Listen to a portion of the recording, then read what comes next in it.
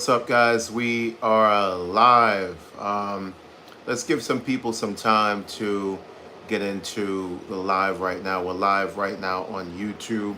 I just want to give some people some time to jump on. Move this out the way.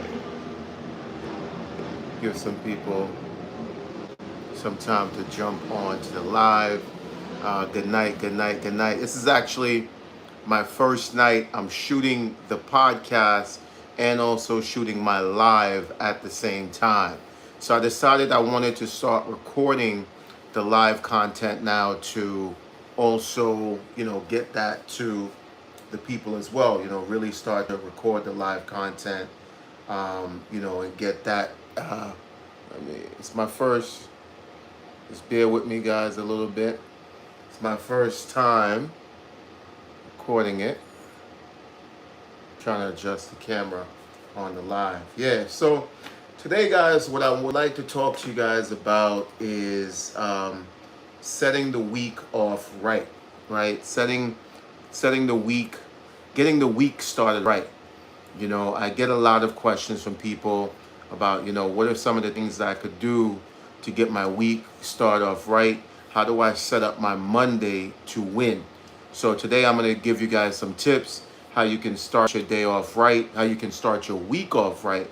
Because I believe when you start the week off right, the week itself is going to set you up to win throughout the week, right? Most people focus on, daily tasks, which is okay. You start the day off right, and the day, leads you into other things. But I personally believe starting the week off right first will set you up to win throughout the week. All right, so if you just joined the live, make sure you guys drop your city wherever you're watching me from. Write your city in the comments right now. Wherever you're watching me from, write your city or your country in the comments right now. Represent your city or your country as you're coming into the live. Just put your city or your country in the comments. Hey, what's up? How are you?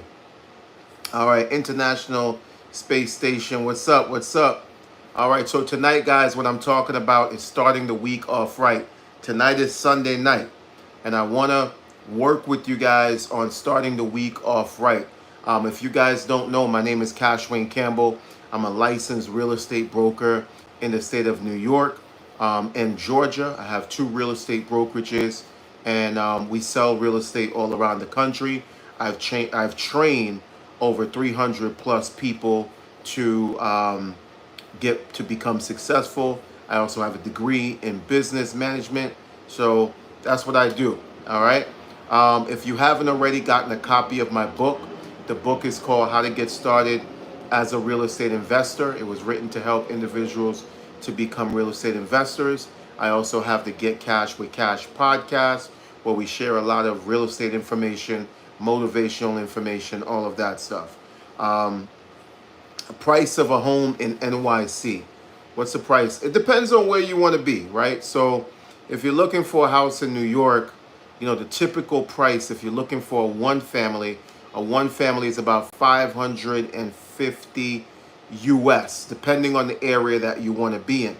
If you're looking, let's say in Brooklyn or Queens, a single family house, a nice single family house, can cost you about 750,000 US. Right now in America, we have a housing crisis, right? I don't care where you're at in America. Builders can't build houses fast enough for the demand, and we have a housing shortage. So being that we have a housing shortage, that creates what we call supply and demand, where there's a lot of houses for sale, but there's not enough. There's a lot of houses for sale. There's not a lot of houses for sale, but there's a lot of buyers on the market. So typically what tends to happen when you have a situation like that with supply and demand, prices of homes tend to go this way. The price of homes continue to go up, and they won't drop because we have a huge demand for properties, but not enough people looking to sell. So in that case, you have a supply and demand issue, right? It's simple economics.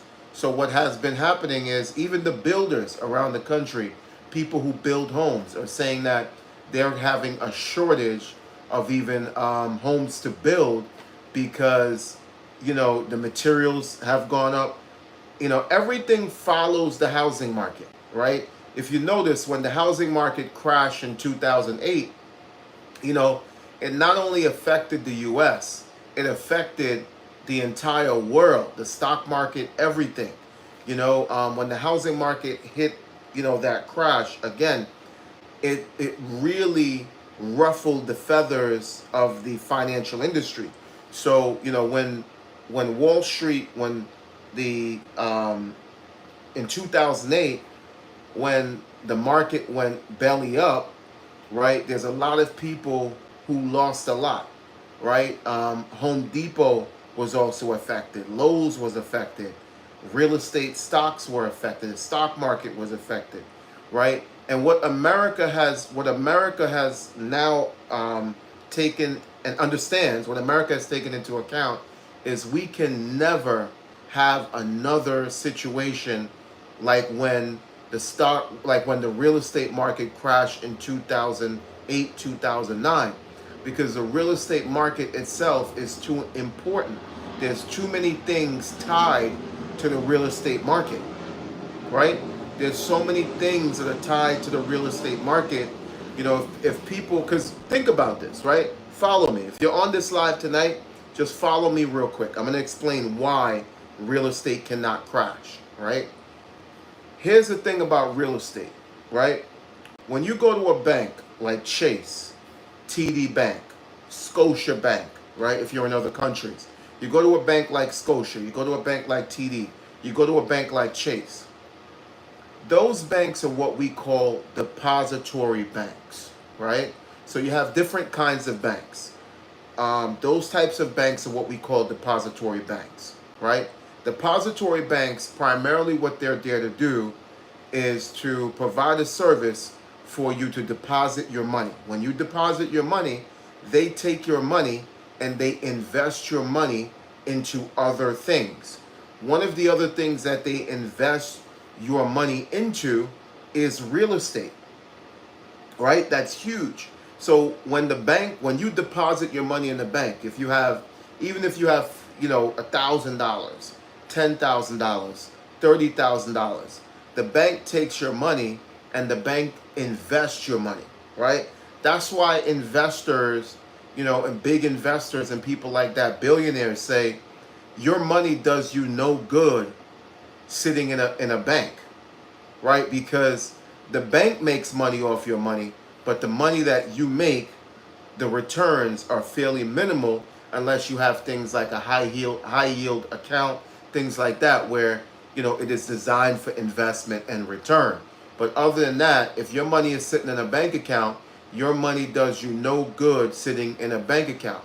Where do you want your money to be? You want your money to be out there in the world producing more money babies, right? And what I mean by that is investing. When you buy an investment property, like you buy a piece of real estate, no matter what country you're in, you could be in India, you could be in America, no matter where you are, you buy a piece of real estate. That piece of real estate is an asset, right? If it versus having 40,000 US in a bank, put $40,000 into a property, and that $40,000 now turns into $1,500 a month, because you bought a property, you rented out the property. Now the property is cash flowing positive. You know what I mean? So every month you're making $1,500, you're making $2,000, right? With your money sitting in a bank account, the bank is making money, but you're not necessarily making any money. So back to my point, the bank itself, depository banks, what they do is they take your money, they invest your money. Now, if they've invested your money into things like real estate, and real estate were to downfall, real estate was to tumble, you lose money. So it's crazy to me when people say to me, I want the market to crash so I can buy. People who say that don't understand what they're saying. If the market crashes, it messes all of us up. because we all have money invested, even if we know it or not. If you have money invested, deposited in a bank, your money is also at risk. So stop saying things like, I want the real estate market to crash, or I'm going to wait until the real estate market to crash. It doesn't benefit any of us if the real estate market crashes. It's ridiculous. All right, so let's jump to the comments. What do you look for? Okay, no, we're not going to answer that one. Chris Lopez, houses will never go down, only go up over the years. That's true. Pray for Bangladesh students. What's going on with Bangladesh students? Throw it in the comments. Let's talk about that. What's going on with the Bangladesh students? I would love to, keep them up in prayer. If not, I'll look it up myself. And guys, can I get some likes? Some likes. We usually on this channel, we like to put likes. So if you could put some likes, I like that you guys are commenting. But if you could also hit the like button as well, please. If you could do that, if you like what you're hearing, just hit the like button. Also, if you're new to the channel and you're just entering the channel, the live, just drop your city or your country wherever you're watching me from. Just put it in the comments. So we don't even do fictional reserve ending anymore. In March 2020, the reserve rate was slashed from 10% to 0% for the first time ever, and it's never going back. I agree. This shell game is over. That's why commercial real estate is collapsing. Okay, our money doesn't even exist in the bank anymore. There is no fractional reserve lending. Absolutely. So even what a lot of people don't understand, back in the 70s, even our money, the United States dollar, used to be backed by gold. Okay, so you have a certain amount of money, and that money is backed by our gold reserve. What has happened in since the 70s and recent years, because the way it works, it's a balance system, right? It's a balance system.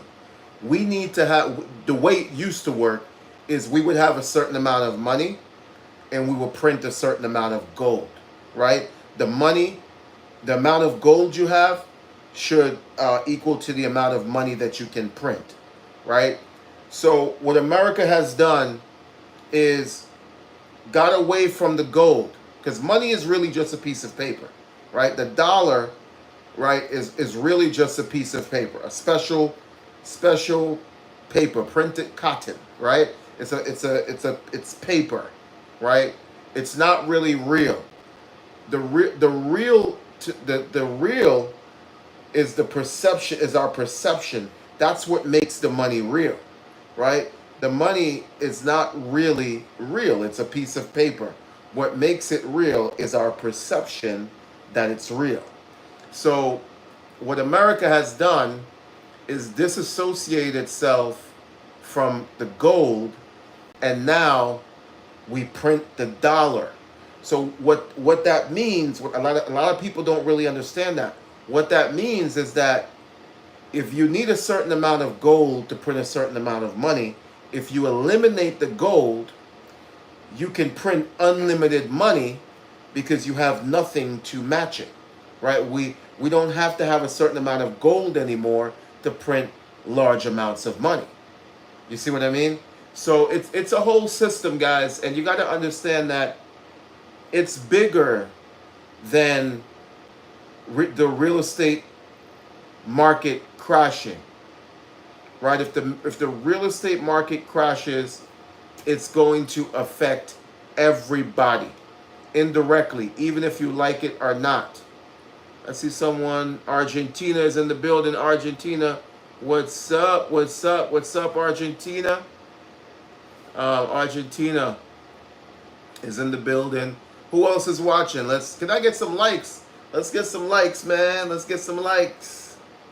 Let's get some likes in there, guys. And if you haven't already followed my page, please go ahead and follow my page right now. If you haven't already followed my page, subscribe to my page. I'm sorry. If you haven't already subscribed to my page, please make sure you go over and subscribe. And those of you who are interested, I have a book It's called How to Become a Real Estate Investor. I'm a published author. I'm a real estate broker, investor. I'm an investor in New York and Georgia. I have a real estate brokerage as well. So, and I also do a lot of financial education, to help individuals to, you know, make more money. But let's keep it moving. Any more questions before I move on? Tonight, what I wanted to come on to talk about, guys, is I want to help you to start your week, right? I want us to have an amazing week this week. All right. I don't believe you. What don't you believe, Doc? What don't you believe? Tell me. What don't you believe? Doc, can you tell me what don't you believe? If you don't believe it, look at my name and you can Google me and you can see my accomplishments if you don't believe it, Doc. Or you can go to my page, look at my videos, and you can see who I am. Did I invest in Georgia? Okay, I guess. I mean, I don't have to prove anything, right? I don't. I'm not sure what you don't believe. If you have a deal that we can buy, I'll be sure to send you an offer on that if it's a good deal. If you have, if anybody would like to reach out to me, my contact information is also on my page where you can reach out to me directly. Shoot me an email if you have any questions about real estate. But yes, our company is Landmark Elite Homes. Let me go to let me type it here so that way you guys have, so Doc can see what we do. Hold on, Doc. I got you, brother. I'm gonna type my. Let me just go to the live.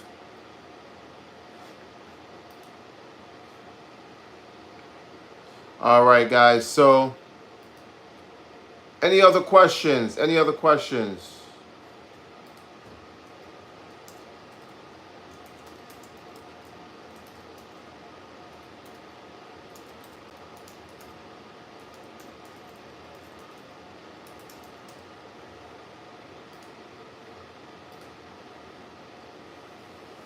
All right, there we go. There we go. All right, so let me keep it moving. So tonight, guys, I want to talk to you guys about setting goals, getting ready for the week. It is Sunday. It is Sunday night, and we have to prepare for the week, right? The first thing is set clear goals, right?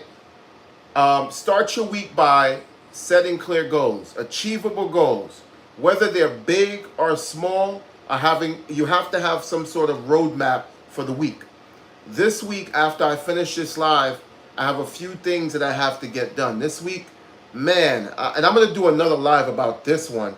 I spent my entire weekend getting a squatter out of a home, right? I was there Friday from 10 a.m. in the morning till about 8 p.m. at night. Doc has a question. What's your skincare routine? Just washing my face, man. That's it. But yeah, I was with we had to get a squatter out of a house that we just bought. So I was there pretty much from 10 a.m. to about 8 p.m. at night on Friday. Then I had to go back on Saturday early in the morning to pretty much get her things to the storage, make sure she moved out. It was just a whole big disaster, man. And I'm happy that we got it done, because a squatter in a home is a nightmare. So I was able to get that done, and I'm excited. All right, so guys, let's prepare for the week. First thing is set clear goals, right? You have to start your week by setting clear, achievable goals, whether they're big, small, or you have to have a roadmap, right, for what you want to accomplish. It is important that you have a roadmap for the things that you do want to accomplish, okay? Like I said, this week, I have the property that I just got the squatter out of. I have to start demolition, so we have to start tearing everything out. I need to get over there, supervise that particular job, get it done so we can start renovation and get the property back on the market within the next couple of weeks. So that's on top of my list. I have to meet with my wife to go over our plans for this week, the work that we have to get done. We have some new deals that we have to put into contract. I have a buyer that I also need to work with. So I itemize my entire week, right? Also maintain a positive mindset. I don't care what happened last week, right? We're setting clear goals. And the second thing is we're having a positive mindset. I don't care what happened last week. A dog could have died last week. A cat could have died last week. This week, we're focused on new beginnings. And you have to be optimistic, right? You have to be optimistic about new things, new beginnings. What's out there, what's going to happen. You have to be clear with your goals and understand that, I have to be positive. And when you are positive, you allow positive things to come into your life. You choose your happiness. You choose what you want to happen. All right. Number 3 is take action and stay consistent. Right. So what people do is they'll set goals from Monday to Tuesday. Then by Wednesday, they're demotivated. You see what I'm saying? Consistency is the key. Achieving your goals is the key. Take action every day. You have to take action every day, even if it's just a small step.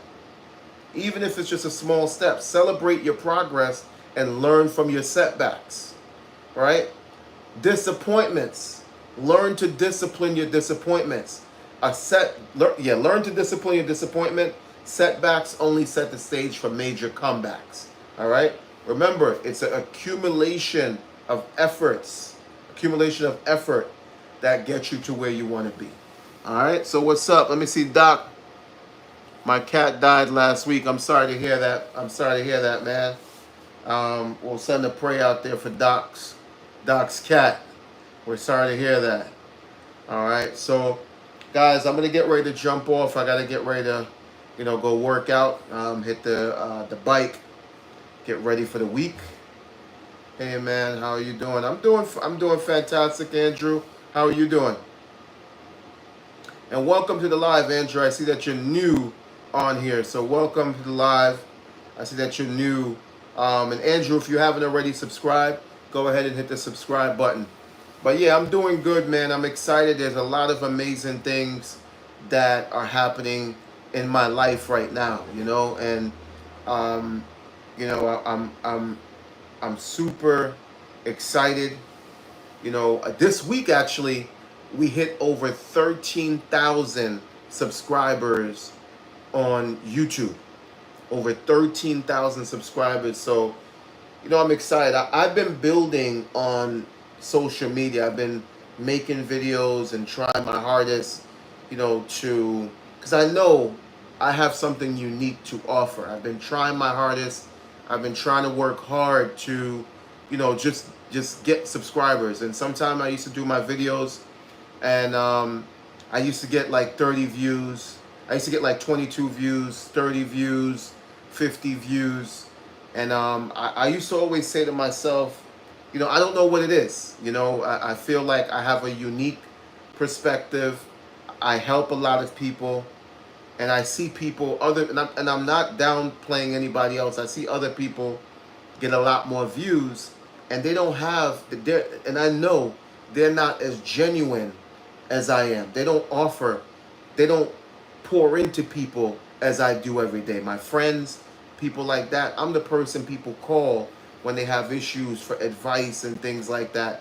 And I know if I have the platform, I can provide enough value to help a lot of people out there. So I'm excited. Thank you. Andrew, thank you, man.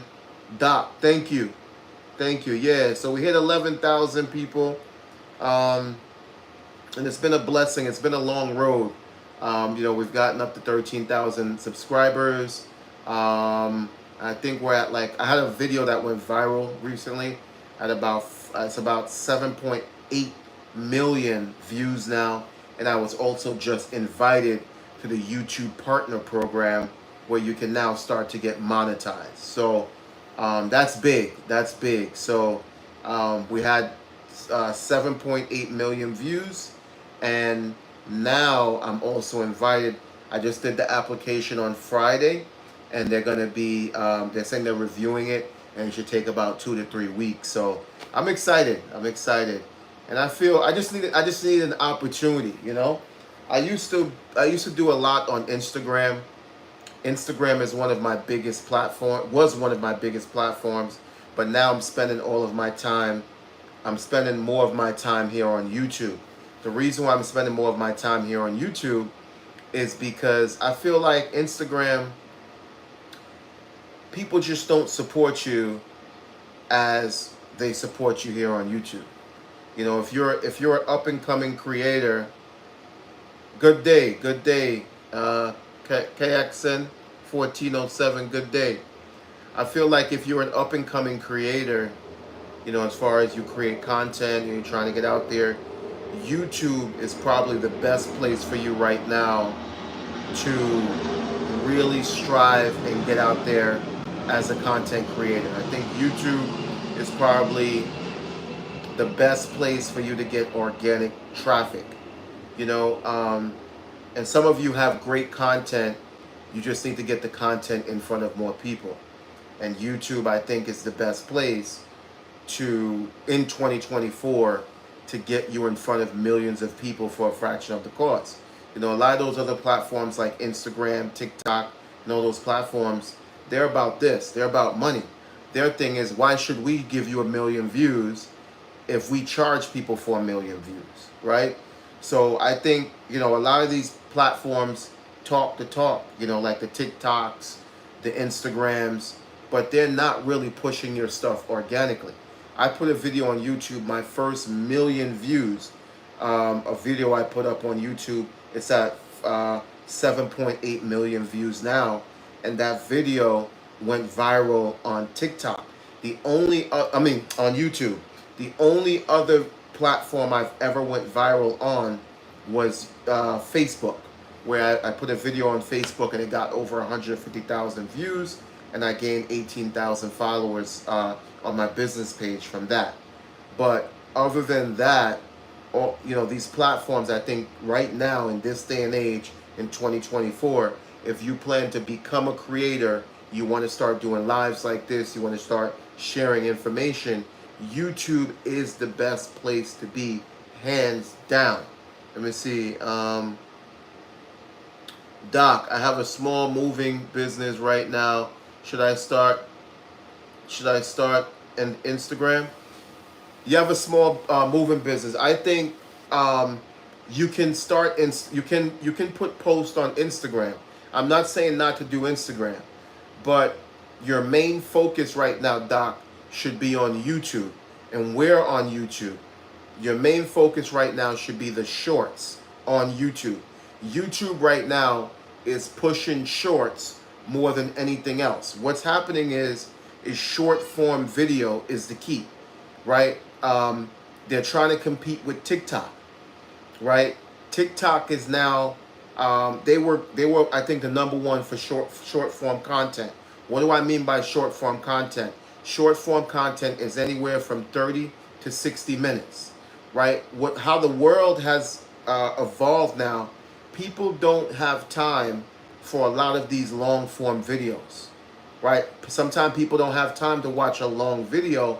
They want it short, concise, straight to the point, right? So if you just start a moving business, you know, you can start by creating short form content, preferably in the YouTube shorts.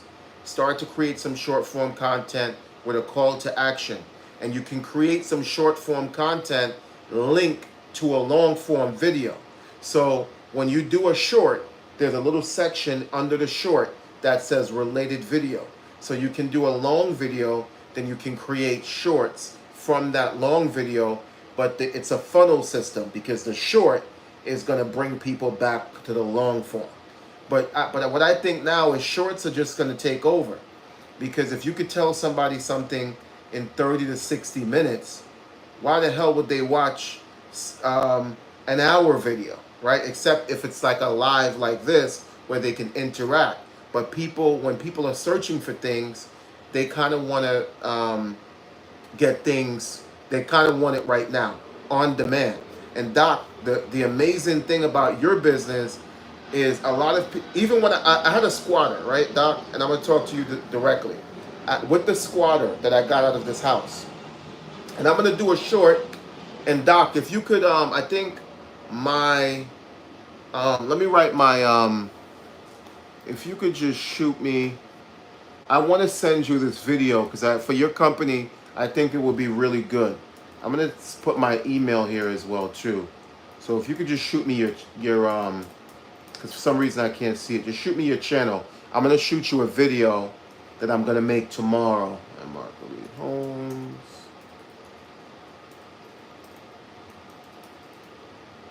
.com. Actually, yeah, just my contact info is in my channel.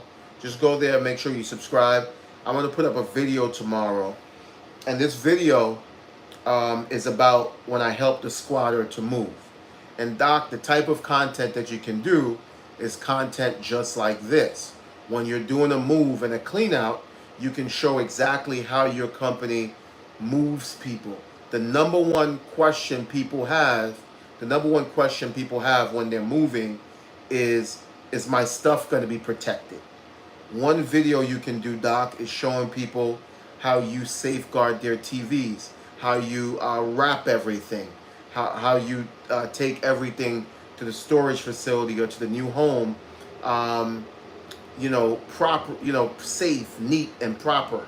You can do a video on that showing an actual move out. Then you hit them with the customer testimonial where you have that same customer that you did the move out for come on your channel. You could do a live or you could do a short, and the customer could actually do a testimonial for you. So there's a lot of different ways, Doc, that you can get that company out there with organic traffic. Because your business is similar to mine. I do real estate.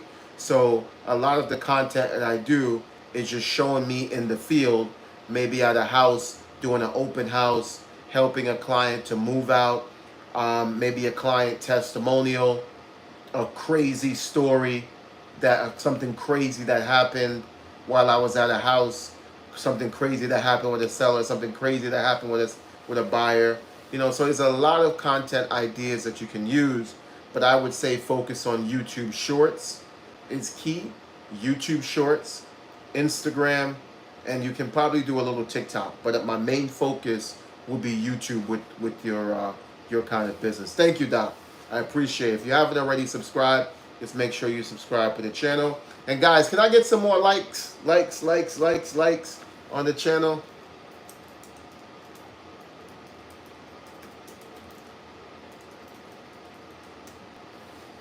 All right, can we get some more likes on there, guys? All right. Thank you, thank you, thank you, thank you, thank you, thank you, guys. Thank you. Thank you, guys. Appreciate it. All right, so I'm going to get ready to jump off. I have to go do a quick workout, get my workout in. But I'll be on tomorrow. Like about 6 o'clock. Jump on with you guys. Again, if you haven't already subscribed to my channel, hit the subscribe button right now, guys. Hit the subscribe button. And if you know anybody, if you're looking for real estate, or you know anybody that's looking for real estate right now, I'm going to put my number in the chat.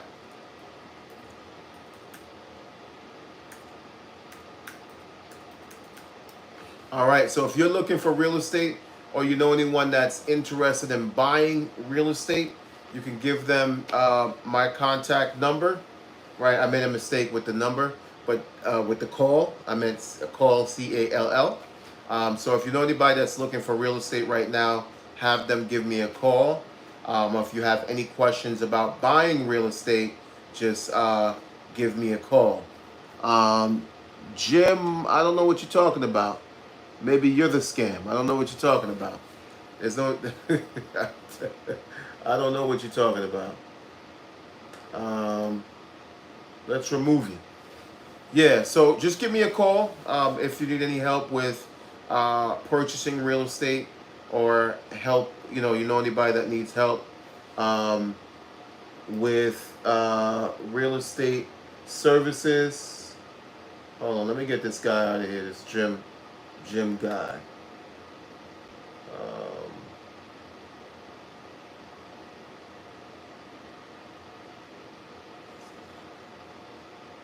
Um, let's get you out of here, Jim. Give me one moment, guys.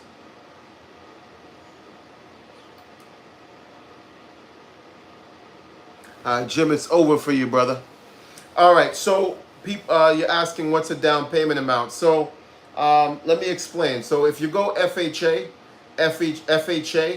which is primary residence, right? So FHA, you can put as low as 3.5% down.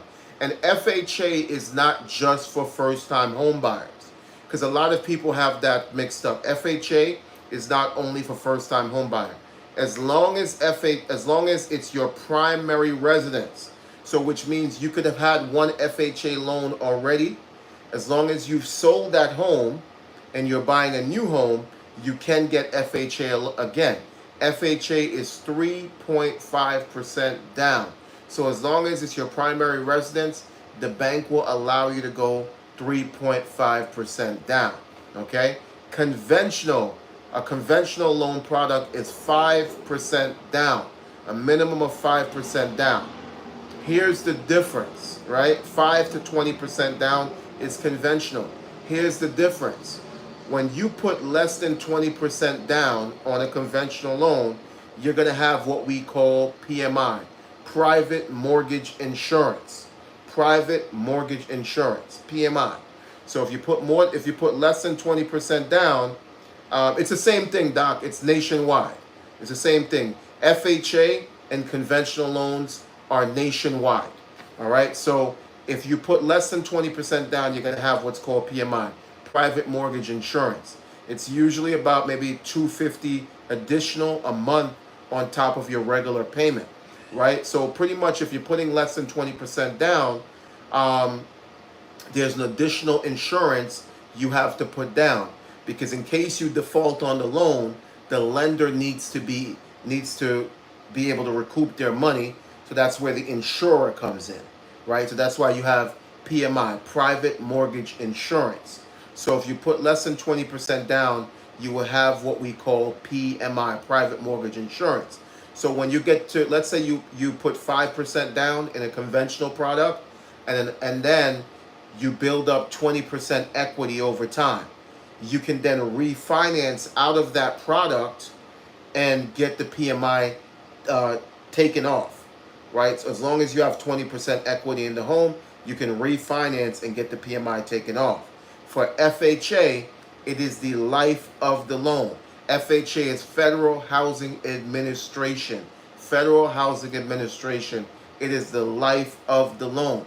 What are other types of loan products? You have a VA loan. VA loan is for veterans. You have to meet certain criteria to get a VA loan. A VA loan, you go through the Department of Veterans Affairs. You have to get your certificate. Then you can qualify for a VA loan. For all of my vets watching, all right. How does a VA loan work? A VA loan is 100% financing. That means you don't have to put any money down. The VA loan is 100% financing. Not like FHA, where you have to put 3.5% down, or conventional, a minimum of 5% down. VA loan is 100% financing. Okay, I'm sharp. I manage a team of over 200 plus agents, right? At this point, I'm most of these things I'm talking to you guys about now, I answer on a daily basis for my agents who I work with. So I'm very familiar. I'm very sharp. You give me a topic, if it's banking, if it's real estate, I'm very sharp with these topics. Cool. I'm looking to buy. Cool. I'm looking to buy my first house. Got a great friend who deals real estate. Good to know this info. Yeah, definitely. Get with your friend. And if you have any questions, you have subscribed to my channel. You can also watch the videos on my channel.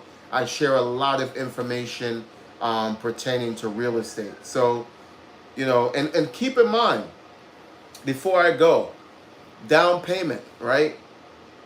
You can buy a house with just down payment, right? So you can put your 3.5% down. Let's say you were looking at a house, and don't quote me on these numbers. You're looking at a house for 350,000. If you're looking for a house for 350,000, your down payment is going to be at about 12,500. Don't quote me if I'm wrong. If you're putting 3.5% down, you're going to be at about 12,500. So you put down your 12,500. Now there is down payment, then there is closing costs. Closing costs is all the third-party fees associated to close a sale. So the third-party fees associated to close a sale could be attorney's fees, title insurance, all of those, inspection, all of those things, everything required to close a sale is what we call closing costs. Here's the thing. Your down payment is $12,500 on a $350,000 home, right? Instead of also coming up with your closing costs, we can do what we call a seller's concession, where we go to the seller and we ask the seller to pay your closing costs. On an FHA deal, they can pay up to 6% of the closing costs, which means, and closing costs is usually about 4 to 6%, which means all of your closing costs could be taken care of, and you can only come to the table with $12,500 as your down payment and whatever other miscellaneous expenses you have. And this is what people don't tell you, right? We can put you in a house with just your down payment and we put the closing costs on top of the purchase price. So if you're purchasing the home for $300 and the closing cost is $20,000, we're gonna tell the bank we're selling, and this is perfectly legal, we're telling the bank that we're selling the home for $320. So we're bundling in the closing costs into the purchase price, which brings it to $320. So now you're purchasing the home for $320,000. As long as you qualify for that number, you should have no issue with the bank. All right? Definitely, guys. So I'm going to get ready to jump off. If anybody on here is looking to purchase a home, my number is in the comments. Also, visit my website. No matter what state you're in. I'm in New York, but I have a lot of colleagues that work around the country. So if you're looking to purchase or you have a question, definitely reach out. Thank you, guys. I'll see you guys on the beaches of the world and definitely at the bank. You have $1 billion day. And those of you who haven't subscribed yet, make sure you subscribe. Hit that subscribe button. All right, guys. I'll see you guys on the beaches of the world and definitely at the bank. You have $1 billion day.